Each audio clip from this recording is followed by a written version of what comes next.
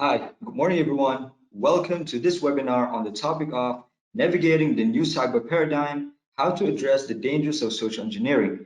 My name is Zul. I'll be your moderator for today. We'll wait for a few more people to join, then we will get started.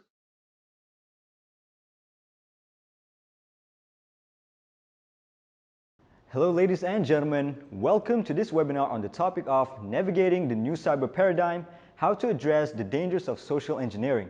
My name is Zul, and I'll be your moderator for today. Fraudsters and scam artists have been around long before the social media era. However, now they are strengthening and improving their techniques, backed by advanced technologies, making them more dangerous than ever. Kicking off to this webinar is the Senior Manager, Pre-Sales and Technical at LifeTech Group, Nicholas Young, alongside Melvin Ho, the ASEAN Security Segment Lead at IBM, who will demonstrate the inner workings of the latest social engineering techniques and what makes them so effective.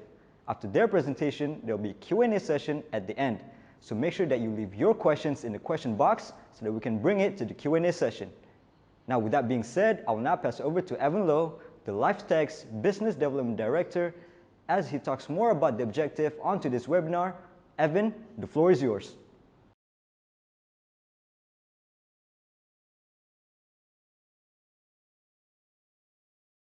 Hi, very good morning, everyone. Hope you're all doing well.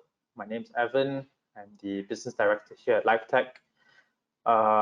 So thank you all for joining us today.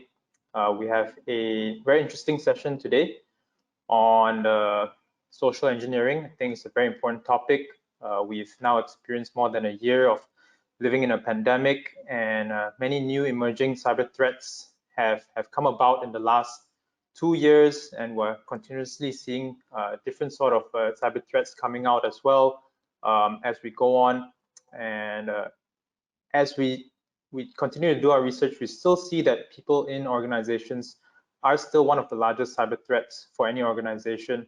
A study conducted by IBM in 2019 found that an average of approximately 30% of cyber attacks were contributed by human errors, whether it be innocent sort of acts or carelessness or even negligence. Yesterday, the Prime Minister just announced that reported cases, there are about 15,000 over reported cases of cyber attacks and total losses of about 400 over million. And I'm sure there are many more unreported cases, as we have seen during our research and our monitoring. We are still seeing employees facing, different sort of engineering tactics and attacks, and they are facing susceptible phishing attempts, fake websites, and even using compromised USBs or devices. These are still some of the issues that are being faced in different environments today. Unauthorized applications, that could have been sourced from less desirable sources such as torrents or file sharing websites are still very common. And let's not forget the threat of malicious insider attackers as well. So this workshop, we will cover things such as the different ways that threat actors are now using for their social engineering techniques to exploit human behavior and carry out their cyber attacks.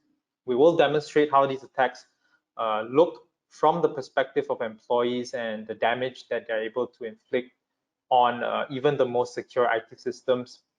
And finally, we will highlight how you can actually protect your business from these social engineering attacks and the tools that are needed to provide to prevent a successful breach. So hopefully you find this workshop informational and useful, and hopefully we can use this information to keep your employees, your data, and your systems safe from the latest cyber attacks. So I hope you enjoy this session. Back to you, Zul. Thanks, Evan, for going into details as to what today's webinar is all about. Up next is Nicholas Young, who will be sharing his presentation and a demo going into more details about one of the most common and sophisticated cyber attacks today, which is social engineering. Nicholas, over to you.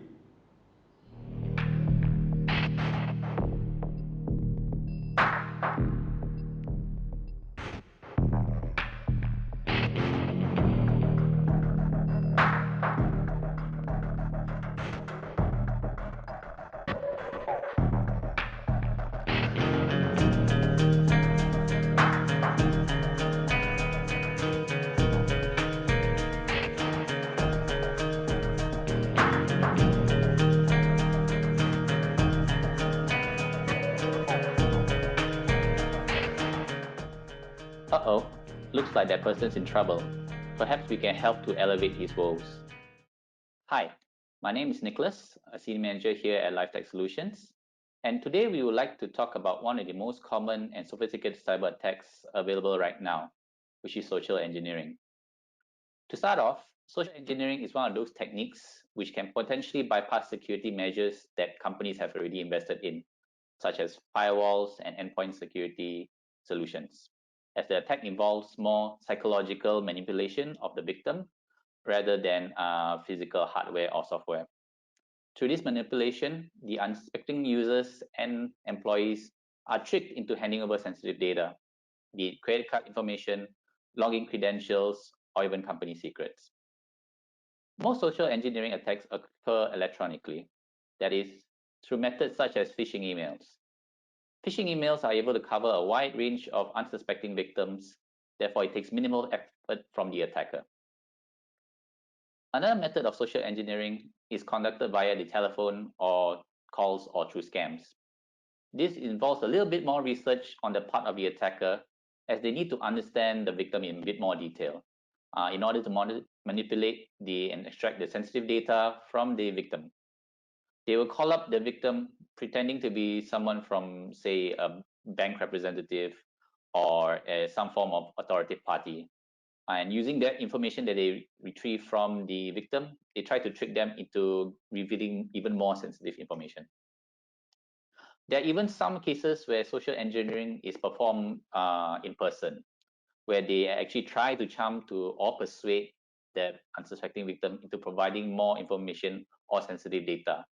And this form of attack sometimes is performed in order to gain access to restricted areas or restricted items.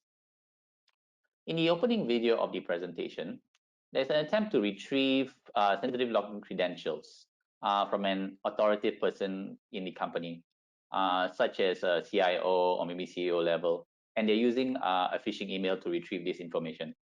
The attacker has sent the unsuspecting victim a phishing email where it's requesting the user to reset their login credentials.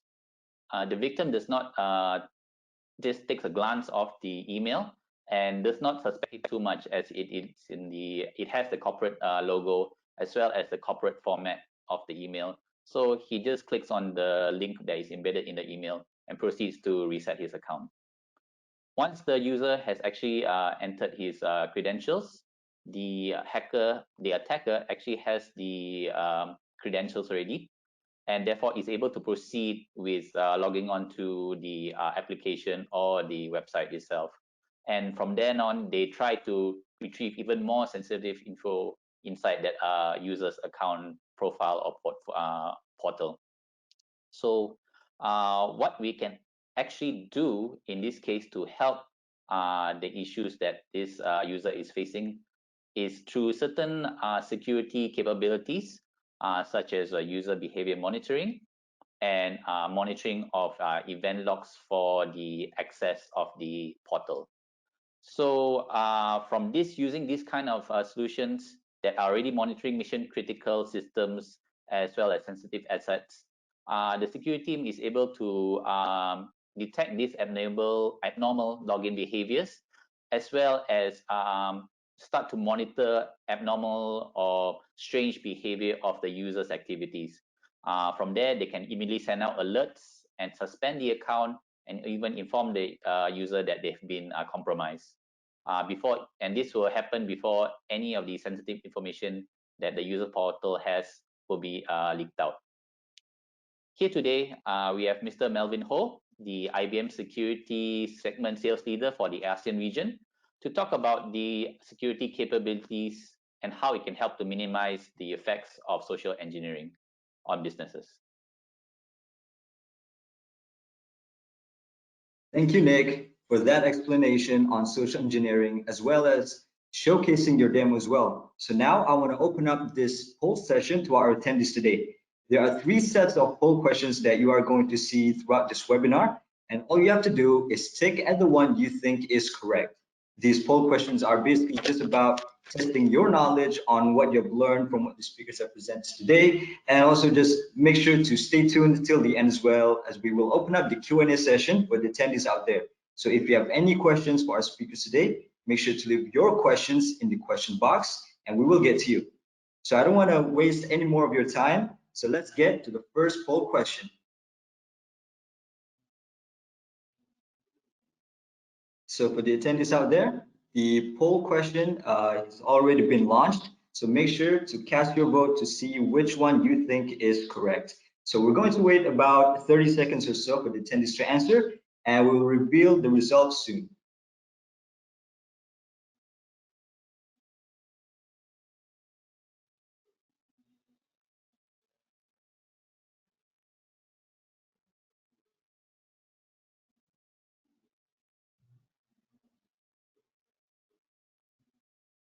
Okay, so that is the end of the first poll question. So the first poll question was about, what is social engineering? So I feel like this is a straightforward answer. But Melvin or Nick, do you have any final verdict on the result? It seems like we have a high percentage of people actually voting for B, which is the manipulation technique to trick users into revealing private information. So Melvin or Nick, do you have any final verdict on this result? Hi, Nicholas here. Yeah, I mean, that looks all right. Although some are assuming that it's building a community for the center. That's an interesting one. But yeah, social engineering, all this while, it's more towards, tricking the unsuspecting victims of revealing private information about themselves or about their companies, corporate secrets, things like that. So it is a technique that is still widely used nowadays. It's definitely been encountered, I would say, by almost all companies, whether it's directly or indirectly in terms of that.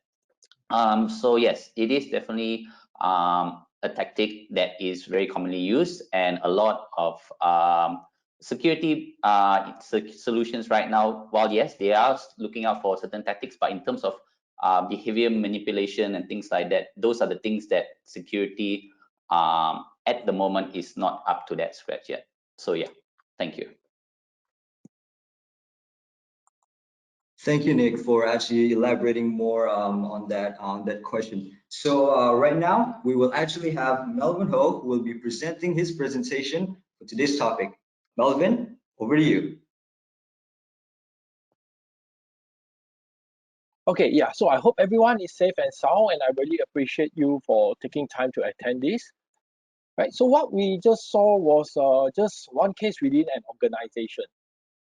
So based on research, there are about 2,200 security breaches per day. So hackers today are getting more sophisticated, and what can we do to prevent ourselves from such incidents? Today, I'd like to share a bit more on how IBM QRadar solution under our Compact for Security platform helps organizations, your customers, to prevent such incidents from happening.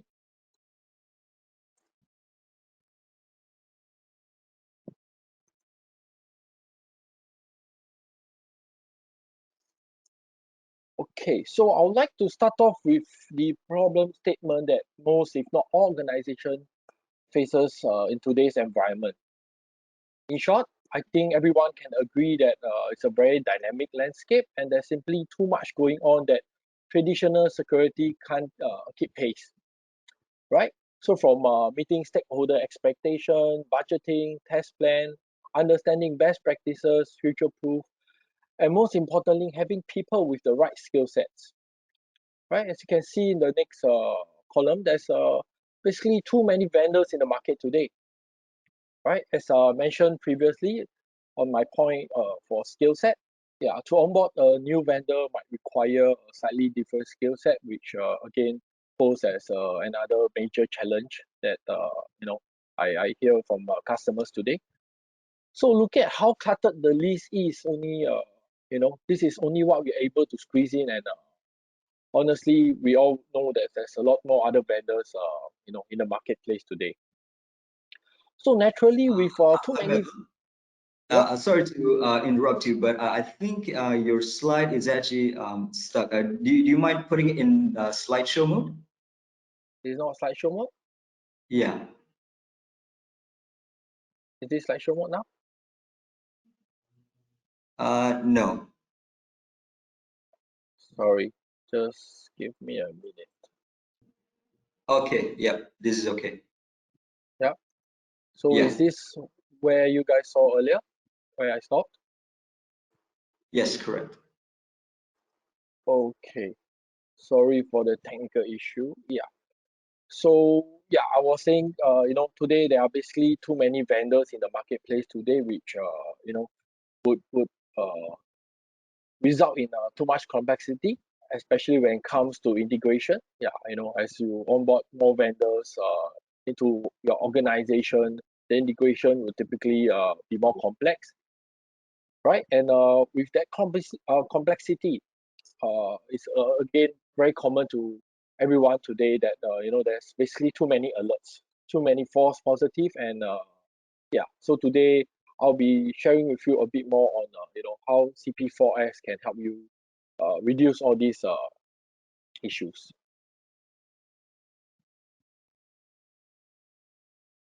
Okay, so yeah, with that, I'd like to share with everyone a bit more on how CP4S, also known as IBM Cloud Pack for Security, can help simplify things and potentially solve some of the problems that I've shared in my previous slides. So Cloud Pack for Security is actually a open multi-cloud platform made up of modular security capabilities and core platform services that sits on top of existing security and cloud tools that is pre-integrated with Red Hat OpenShift to run anywhere. Modular capabilities can be used and licensed individually or together and combined with platform services to unify data and workflow across different security teams. With platform services that works across the security capabilities, you can also not only reduce complexity but gain efficiency by connecting the existing tools and leveraging the data across Cloud Pack for Security capabilities. Being built on open source, CP4S promotes open and interoperability security, supporting tools you already use or may use in the future. Lastly, as I mentioned earlier, with the pre-integration with Red Hat OpenShift, it gives flexibility to deploy it either on-prem, hybrid cloud, or multi-cloud platforms.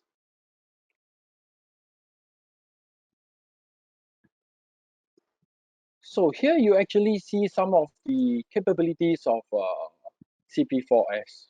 All right, so one of it, of course, the first one is our Data Explorer, which enables you to do federated search within your organization, and it runs basically on a single query language, which enables you to do searches within your environment in a very fast manner.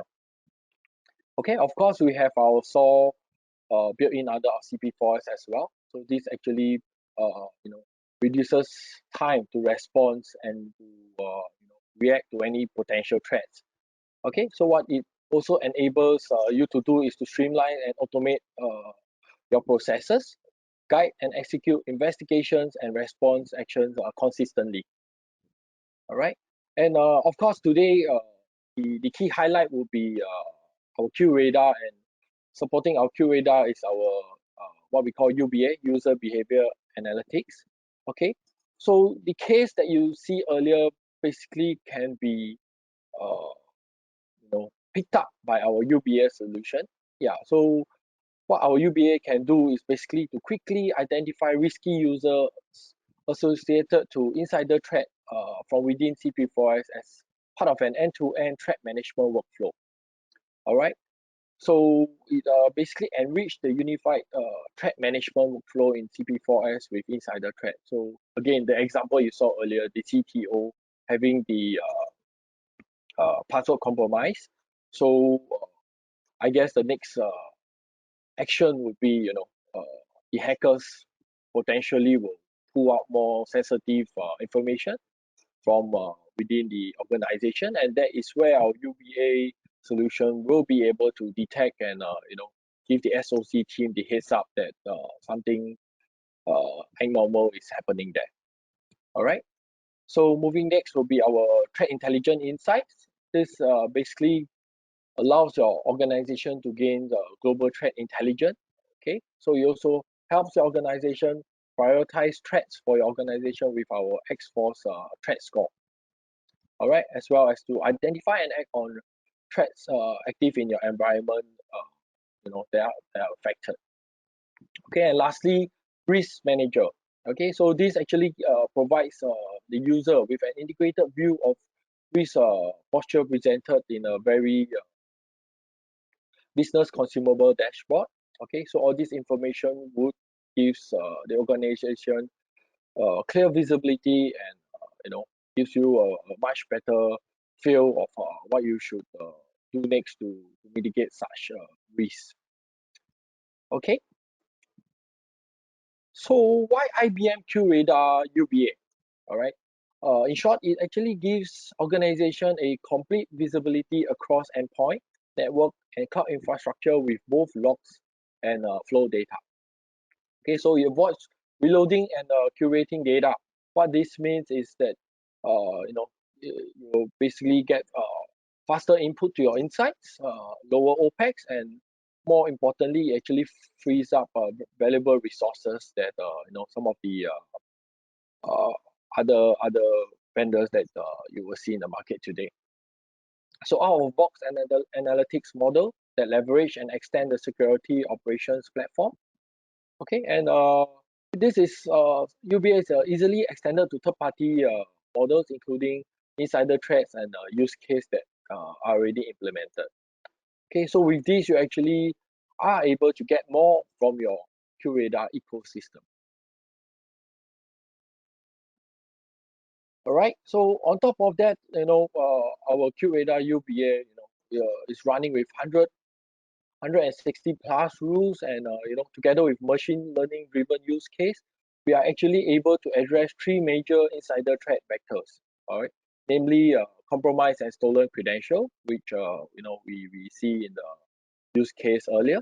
All right, careless and malicious insiders. Okay, malware to take over of user account. So QRadar UBA is able to address all these three major insider threats that we see very commonly happening in the market today. All right, so with that, I would like to show you guys a quick video in terms of the demo of how our QRadar UBA works. Yeah, so sit back and enjoy this video. QRadar can continuously monitor user behavior to help you better detect insider threats. To proactively look for suspicious user activity, start by clicking the User Analytics tab. Here, you can see an overview of how many users are monitored, how many high-risk users you have, and a list of monitored users ranked in order of most to least risky. Risk scores are increased based on the magnitude of deviation from normal activity, as well as the sensitivity of assets involved. Here you see Ronnie Scherer is the highest risk user. By clicking his name, we can see an overview of his user profile and recent activity. Ronnie is an HR executive, so he likely has access to sensitive employee data. The recent spike in his risk score could indicate he's either intentionally acting maliciously or his account has been compromised. Let's scroll down to see what QRadar's machine learning algorithms determined about Ronnie's behavior. First, we see his overall risk posture suddenly spiked, and we see that he's now transferring much more data to external domains than normal. This behavior also deviates significantly from that of his peer group. Let's see what's going on. By expanding Ronnie's risky activity timeline, we can see the events he's been involved in. There was a brute force authentication attempt, multiple VPN logins from the same IP, privilege changes, and an abnormal increase in activity. This appears to be a case of credentials compromise, but we should look at related offenses to investigate further. Back on the offenses screen, we can see a description of what happened, the events and flows involved, and related offenses, which indicate this might be part of a bigger attack. We can now either scroll down to start digging into the events ourselves, Or we can scroll back up and click Investigate to ask QRadar Advisor with Watson for help. Watch the next demo to learn how QRadar Advisor with Watson helps you better understand the root cause and scope of threats. So the video basically showcases a demo video of how QRadar works and how we identify user with risky user that are potentially it's basically risky user that's open to threat. And basically through that video you will see the interface of how you can proceed from steps to steps after you identify a risky user. Basically you can proceed further to investigate, send open a ticket to inform the relevant team to act on it. So in a nutshell, that's basically a very short video, but again it provides a very good perspective of how our QRadar solution works. So again, I do no justice in sharing the details of the video. So and I apologize for the technical error, and I hope that you will get a much better perspective once you get hold of the video and manage to see it with the audio. All right. Okay. So last but not least, I would like to end my presentation with some data from third-party research companies like Gartner. All right. You can see that QRadar today, we are actually a leader in 11 consecutive years. Okay. So we are a clear leader in completeness of vision, and we are in the best position ever. Okay. So the 2020 Gartner Market Quadrant for ISEM have a strong focus on the points that you see below. Basically, it's SOAR, Endpoint Analytics, UBA, which I share a bit more earlier, cloud, and also use of threat intelligence. All right, so I just want to let everyone know that today no one in the market is better positioned to lead the way for threat management solution as IBM Security. So I hope my presentation gives you a better view and understanding of what QRadar can do for your organization.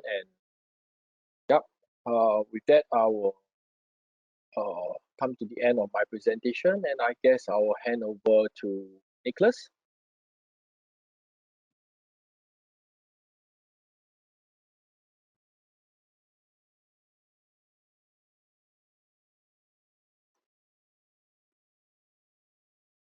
Morning, everyone. My name is Nicholas from LifeTech. Hope everyone is well and keeping safe.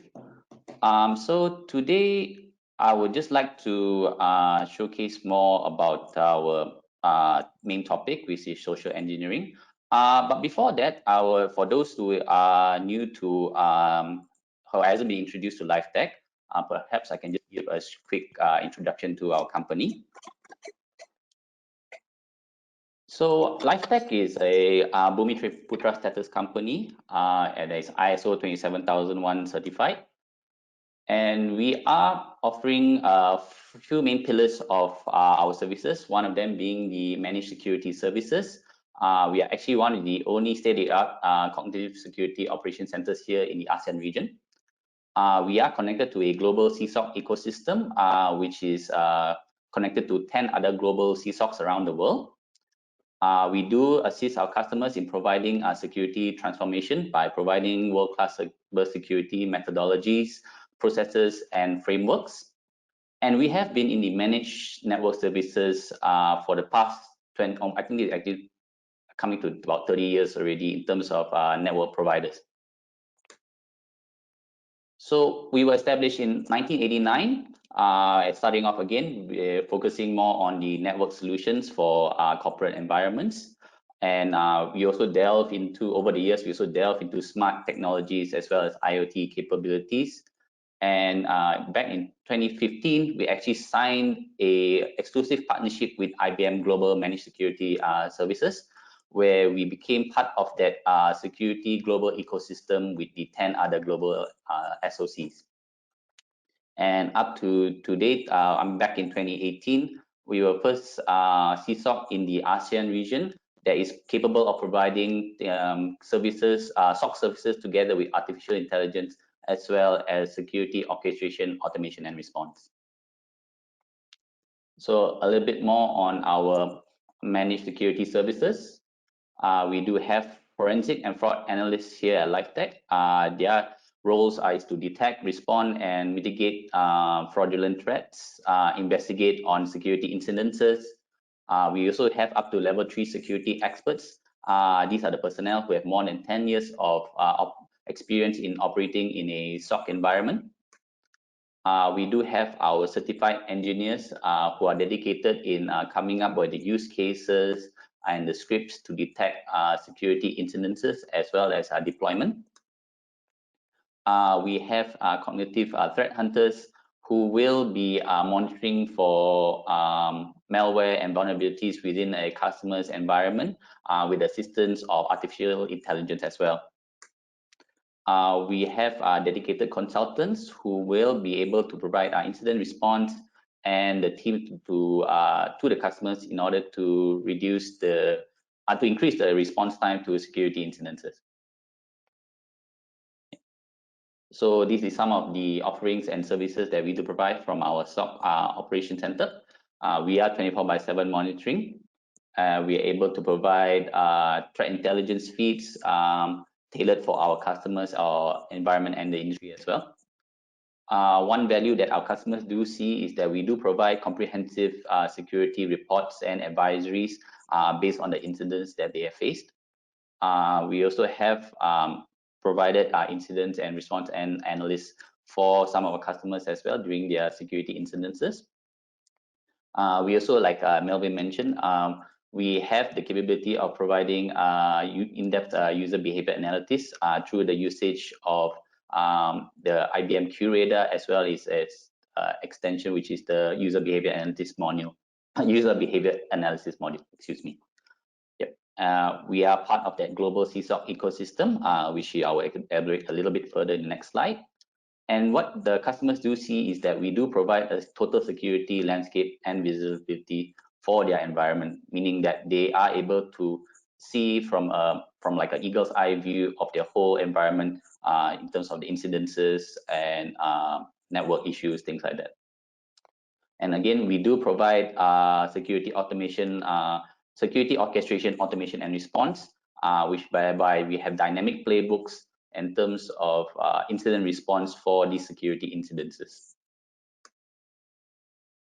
So elaborating a bit more on the global ecosystem that LifeTech is connected to, we're here in Malaysia, and we are also again connected to 10 other global SOCs around the world, meaning that we can leverage upon their threat intelligence as well as knowledge on security incidences from these operation centers, as well as being part of that with the agreement that comes with being an IBM global partner. We do have access to the research centers, the development labs, the operation analysts, and up to about 10,000 security consultants that is made available.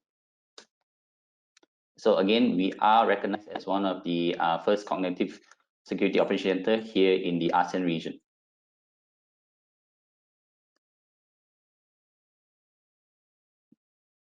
So again, in terms of what is classified as a cognitive security operation ecosystem, we have our analysts, again, the people who are managing the alerts and researching the security events.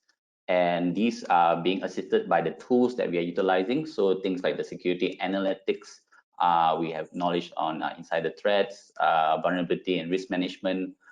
We also do comply with compliances such as things like PDPA, GDPR, PCI DSS, all kinds of those compliances. The tools will assist as well as for us to investigate based on the customer's industry.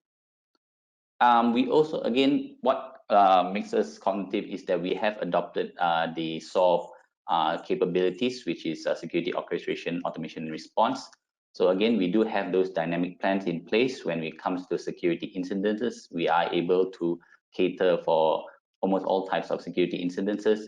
And again, we are able to meet those compliance and breach regulations.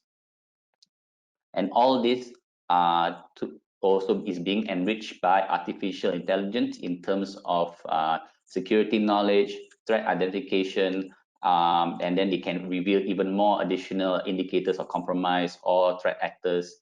All this is being fed into our security operation ecosystem. So we do try to maintain what the differences that the customers do see when they engage with us is that we try to establish and maintain a high availability of their critical systems. We also provide deep analytics drill down to their specific network elements or security incidences. We can rapidly detect and respond to security anomalies. We provide the eagle's eye view to be able to map out and visualize the cyber attack patterns and identify root causes for security incidences. We do have world-class capabilities with our partnership with IBM, as well as the highly experienced local support that is here in LifeTech. And again, we do provide a centralized management for all security appliances and solutions for a single pane of glass view for all the events and logs. We do support hundreds of open integrations with all security solutions. We are also able to adapt to in-house or custom applications that we can come up with custom connectors in order to route the customized logs in order to generate those security events or incidences, the things that we need to look out for. And in terms of our portfolio that we do have here at LifeTech, we do cover a quite wide range of security services, ranging from providing managed SIEM capabilities. We do provide brand protection and dark web monitoring. We do things like firewall management. So there is a wide range of services that LifeTech is able to offer to our customers. So moving towards the topic of today, which is the social engineering aspect. So some of the solutions that we'll be discussing right now. One of them, the main one, is obviously the end user aspect of this of the whole issue, because obviously they're the main target for this kind of attacks, and therefore awareness is definitely the #1 priority in terms of combating such attacks in this scenario.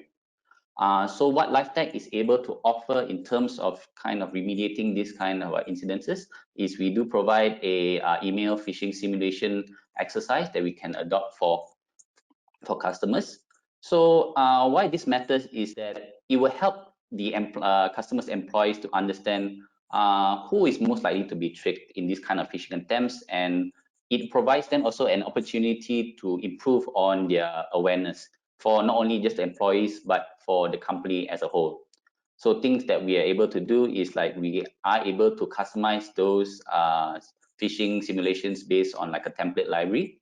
We can do things from, say, from manufacturing, from a view of a FSI perspective. We can customize those kind of phishing simulations. And then we also can automate it so that it can run on a schedule. So these kind of campaigns, is typically not done just within like a week or so. We try to stage it out so that it feels like a real simulation of the phishing attempt itself. And from the project owner's perspective, or the governance team who is monitoring who are the risky users and behaviors, we are able to provide those kind of dashboards to indicate, which users or maybe which department is more susceptible to this kind of attacks.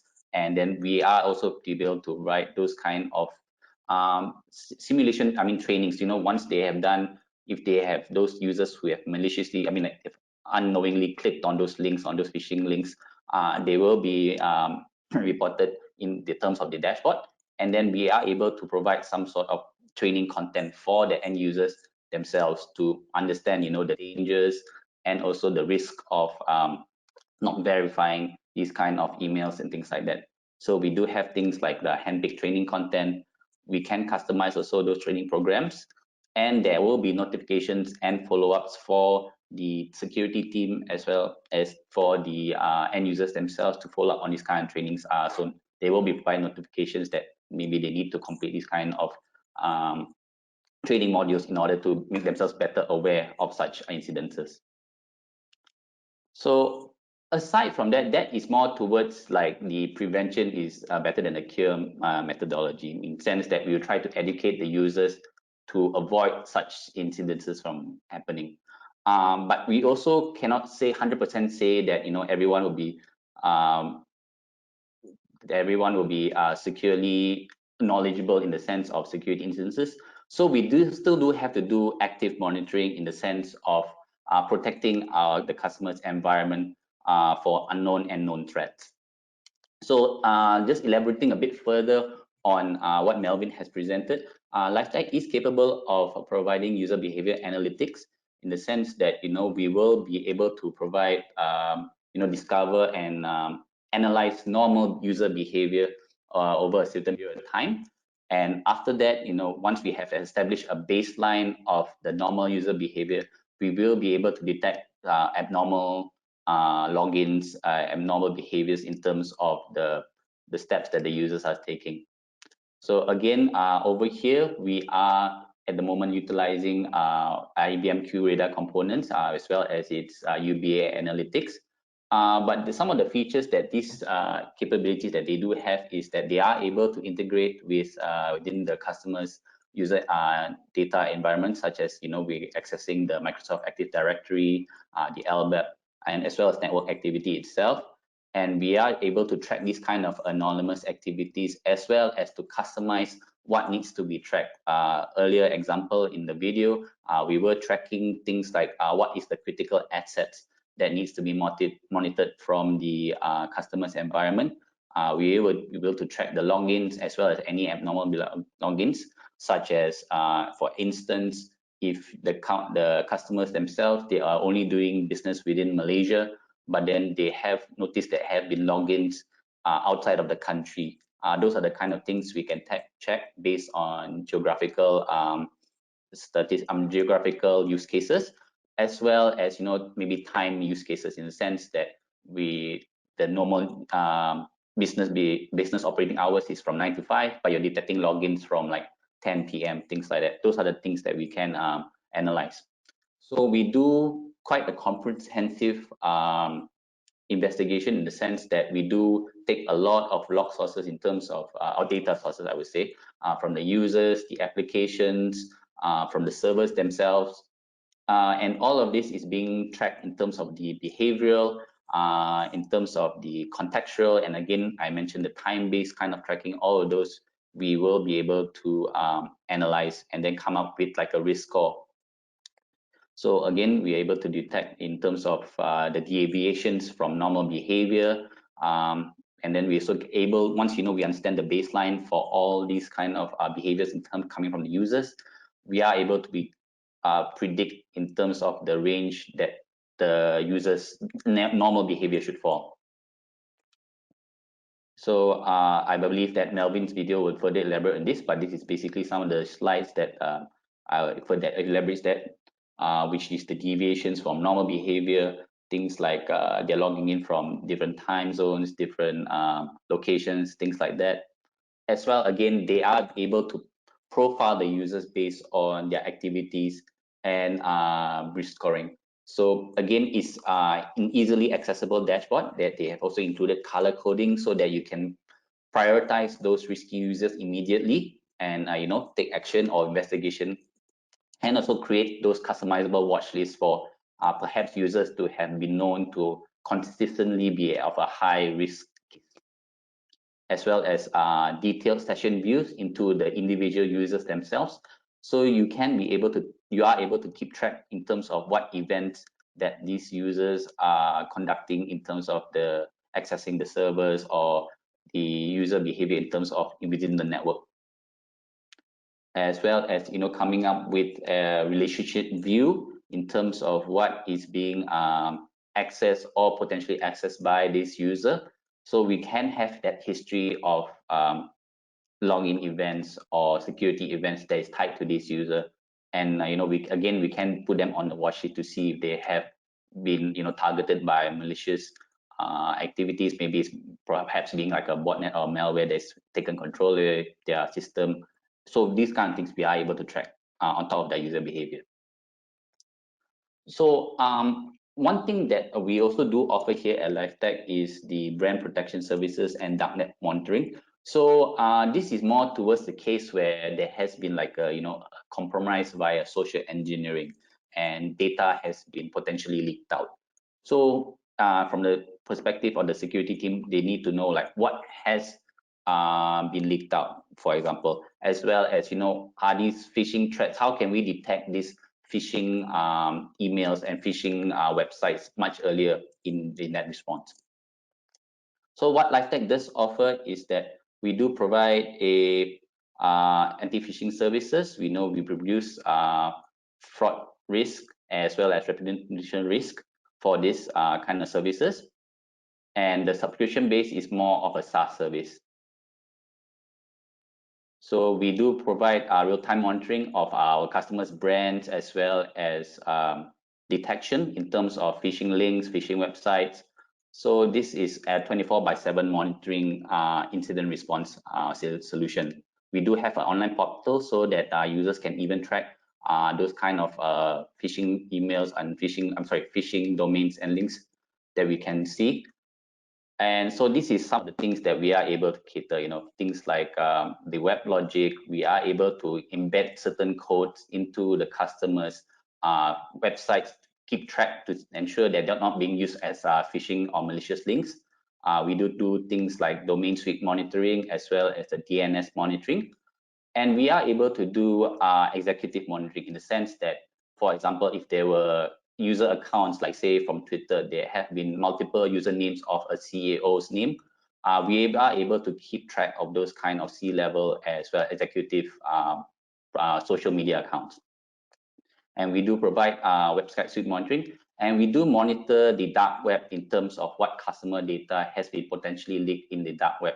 For example, credit card information, sensitive private information, personal information, and things like that.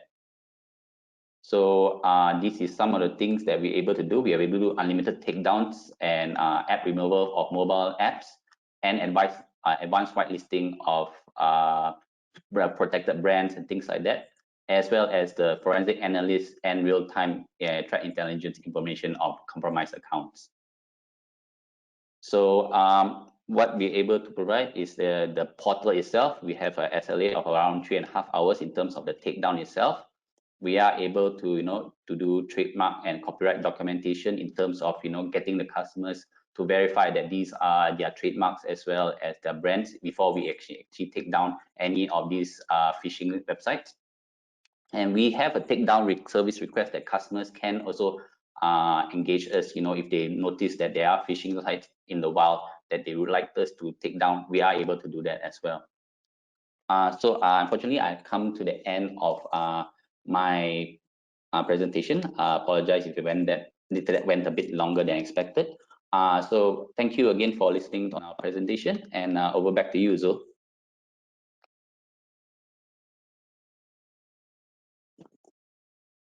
Thank you, gentlemen, for actually sharing your knowledge on this topic. I'm sure that the attendees out there find it helpful how our speakers highlight the vital information that you will need to keep your employees' data and systems safe from the latest cyber threats.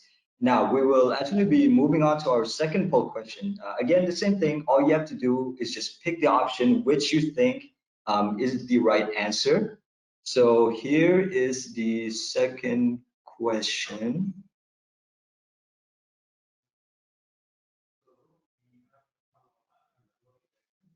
And again, we'll wait for around 30 seconds or so for the attendees to answer. So the second question is about what is the top cybersecurity threat which organizations face? The first one is phishing attacks, ransomware, and malware.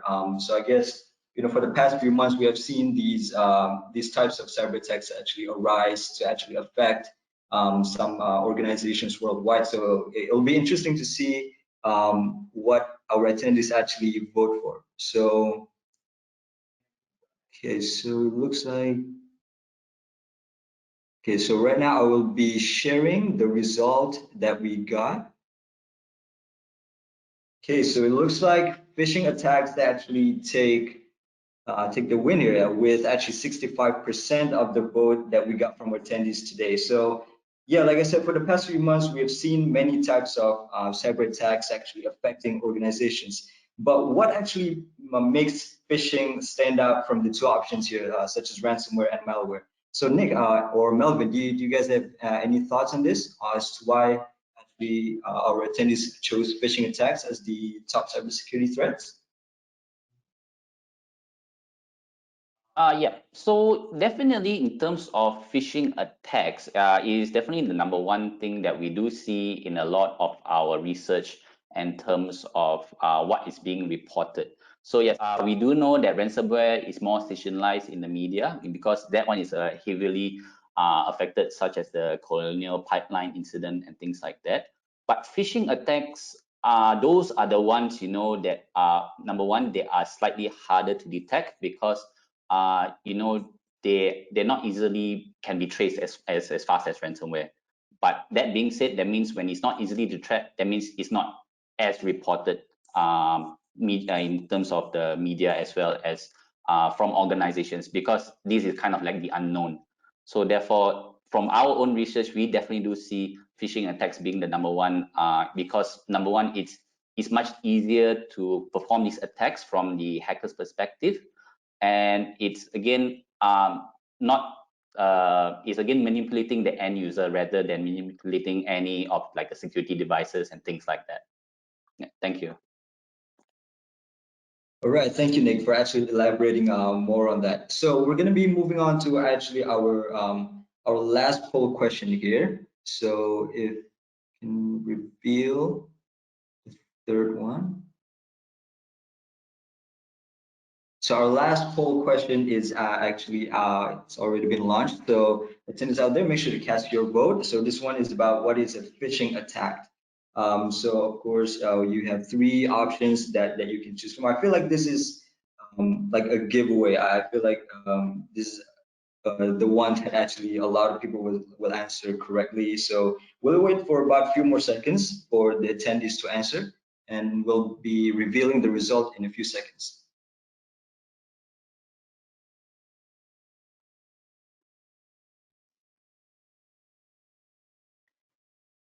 Okay, so it looks like that is the end for the last poll question. So this one was about what is a phishing attack. And again, like I said, I feel like this is a giveaway, same like as the first poll question, which was the about what is social engineering. So I mean, Nicholas, is there anything that you actually kind of like want to elaborate more on this? Yeah, no, I like you said, I think this is quite a bit straightforward. So yeah, definitely, it is more towards tricking the end users to giving up sensitive data. You know, so again, there have been tactics that they use through email. There have been cases where they've done it, you know, in the face-to-face by person, as well as, you know, I think the one that is also here quite adamant in Malaysia is definitely those calls. You know, the calls that we mentioned earlier. Okay, great. So thank you, Nick. So that was our last question for the poll questionnaire. I want to thank everyone for participating in the poll questionnaire. I hope that all you guys find the session helpful, as well as our speakers' presentations, and that you guys were able to learn something out of it. Now, we're actually going to be opening up the floor to our audiences today. This is the Q&A session where you can actually leave your questions if there's anything that you want to ask to our speakers today. So just leave your questions in the questions box, and we will get to you. So we have one question here. This one is coming from Jessica, and Jessica is asking, how do we find the balance between information security and business priorities? Melvin, maybe you want to take this one?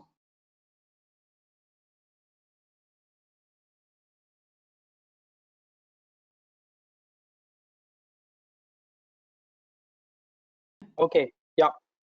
Okay. All right. So yeah, I guess a fair answer to that question would be you know, the organization will first have to make a decision, you know, and define what risk is to the company, right? So to IBM, how we quantify risk is basically threat multiplied by consequence. So you know, using the video as an example, the threat will be the potential social engineers out there, who fish for information within organization, and I guess the consequence will likely be monetary loss, or perhaps the affecting the company reputation. So yeah, with that, I guess the company first have to understand the risk involved and the consequence, and then decide what is the best approach moving forward to find the balance between information security and business priorities. Yep. Okay, great. So Jessica, hope you find that answers helpful. So we have one here coming from Chinfa, and Chinfa is asking, how do you balance between sharing of private information in tackling social engineering and the protection of user data privacy? Nick or Melvin, maybe you want to take this one, Nick? Yep, sure. So yeah, great question. So in terms of private information, we do have to be careful, because right here, we are in compliance with PDPA. So definitely in terms of the company's perspective, they need to understand that what kind of information, is allowed to be shared. Definitely, in terms like for sensitive information like medical, history, things like that, definitely you can't be shared publicly through any case, as well as around the world. And in terms of the user data privacy, hang on, yeah.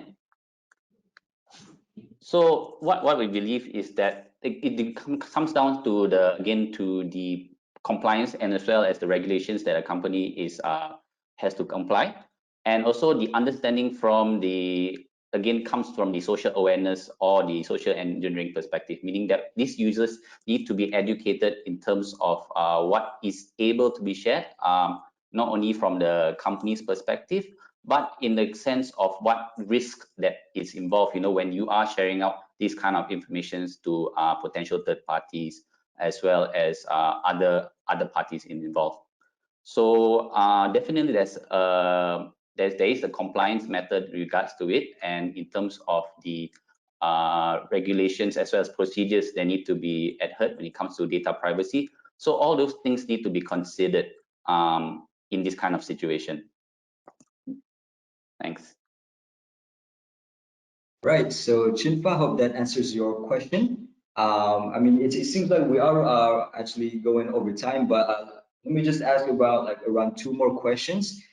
So we have one here coming from Andrew, and Andrew is asking, aren't some of the phishing scams really obvious today? Such as people are saying they want to send you money and et cetera, et cetera. So why do people still actually fall for these scams? Maybe I'll take that. So yeah, honestly, there is a reason why the scam keeps occurring and keeps happening, right? So I mean, if anyone were to follow the news, we would know the amount of money involved in such scams. So yeah, I mean, it's a it's a lucrative market. There tons of millions and billions of dollars being cheated every day, and then I guess if I have to be a bit blunt, it would be greed. Yeah, I mean, humans are tends to be greedy whenever there's stuff there out for free. So I guess it's really, I guess it takes time to educate the market and everyone, that there's no free lunch in the market, and hopefully things will get better along as we go. Yeah, thanks. Okay, great. So Andrew, hope that answers your question. We have one here coming from Alex, and Alex is asking, how do you design and policy apply to the sensor so that they can actually detect and remove false positive? Nick, maybe do you want to take this one? Sorry, could you repeat the question? So yeah, this one's coming from Alex, and Alex is asking, how do you design and policy apply to the sensor so that they can detect and remove false positives? Okay, yeah. So false positive tuning is definitely, I would say, an ongoing process. It's not going to be a one-time kind of configuration, I would say. You definitely need to understand your use case, what you're looking out for in order to do the fine tuning. And then once you're there, you need to definitely do a few rounds of this kind of UAT, or the user acceptance test, to verify that the false positives have been eliminated. But then again, in terms of security is never like 100% straight path. There can be always variations. There can be outside factors that we need to consider. So it's definitely important, to do like reviews every, I would say every month or every quarter, depending on your risk appetite, to understand that whether these kind of the false positive, have you already done the tuning, is it enough for your current environment, or have you adopted certain new procedures or technologies that need to be included in this kind of false positive tuning. So it's definitely, from our experience, it's not a one-time kind of setting. We definitely need to evaluate as an ongoing service to our customers. We need to consistently evaluate, and then once we come up to that conclusion whether this is sufficient, we need to test it, and then again come back to a few months later to reevaluate whether it's enough for the current company situation or industry. Okay, great. So thank you, Nick. So Alex, I hope that answers your question. So I guess we'll bring up the last question here, and this one is actually coming from Andrew Ho, and Andrew Ho is asking. Now, this one is especially for Nicholas. So nowadays, phishing happen from end user devices that is used to do office work, such as SMS phishing. So how does your solution can solve such phishing? Yeah, so great question. So definitely nowadays there's definitely the factor of BYOD. A lot of end users, they are using their own devices. There are definitely a lot of unknown or uncontrolled devices that will possibly be coming inside a customer's network because of the whole COVID situation where everybody's working from home. So they may be using their own devices at home. So definitely there are solutions that are in the market that is able to cater for such things. Number one, again, I just reiterated back to our user behavior analytics. We can keep track and understand these behaviors, even though they are working remotely. We can able to detect and respond to where they are going to. For example, if this is a salesperson, they're trying to access critical HR documents using their usernames and passwords. Those are the things we can track. There are also other technologies in terms of solutions that establish like a zero trust network access. So therefore, we are able to control the access of these users, where they're going to, what they're viewing, things like that. So those kind of devices can be easily adopted to these kind of own devices, because they are mostly just they don't need any agent or installation of software on the end user perspective. So it will be transparent to them, but we are also doing the monitoring and detection of such logins and things like that.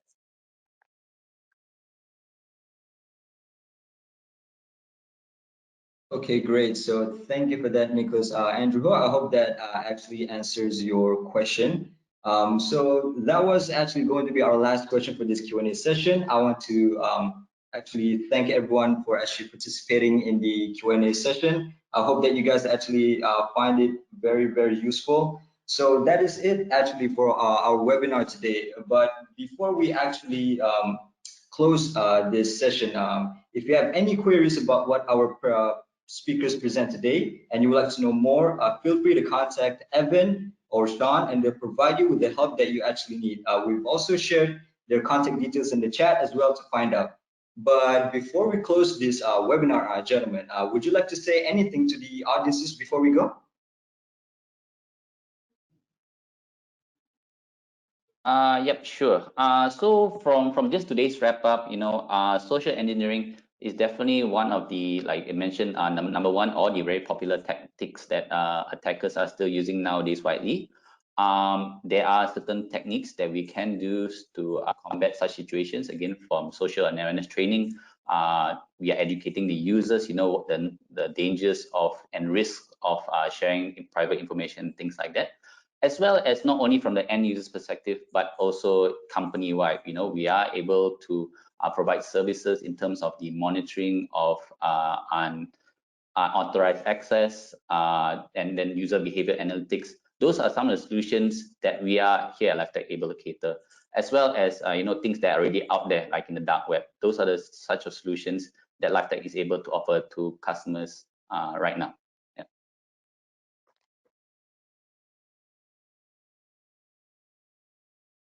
Melvin, is there anything that you would like to add on before we close this webinar? Nope, I think I'm good. Nicholas covered it well. Yeah, so maybe just stay safe, everyone, and yeah, hope to see you guys soon. Thank you. Thank you, everyone. Thank you for joining us today. Awesome, great to hear that, gentlemen. So that is it for our webinar today. Once again, this is your moderator Zul. Stay safe, and we'll see you next time. Goodbye, everyone.